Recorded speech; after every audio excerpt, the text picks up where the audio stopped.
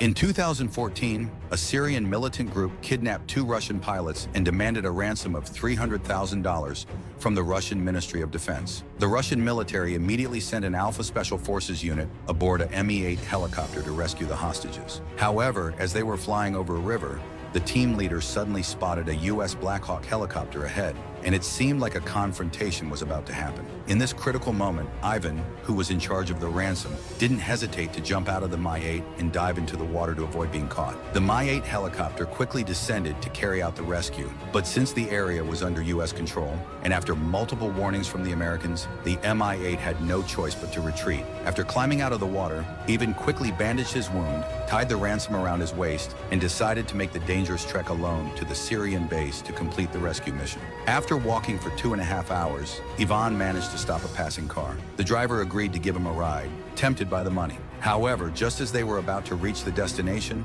a group of Syrian children surrounded the car, forcing Ivan to pay a toll to escape. With the driver's help, Ivan purchased a large amount of weapons and ammunition from a local arms dealer. Once prepared, he disguised himself as a field reporter for the European Security Organization, OSE, and rode a motorcycle to the Russian attack site. Upon arrival, Ivan fired a shot into the air, scaring off a group of wolves. Then he picked up a shovel and buried the bodies of his fallen comrades, writing a message on the armored vehicle. But the gunshot attracted patrolling militants, and Ivan realized something was wrong, so he quickly sped away on his motorcycle. The militants chased him in a pickup truck, but Ivan, using the agility of his motorcycle, weaved through the busy city traffic, managing to shake off the pursuers. Just as he thought he was safe, a U.S. military armored vehicle suddenly appeared in front of him and quickly intercepted his motorcycle. Ivan quickly knelt down, raised his hands, and claimed he was a reporter for the European Security Organization. With his fake OSE credentials, he managed to gain the trust of the U.S. military. Seeing the Americans, the militants backed off and left quickly.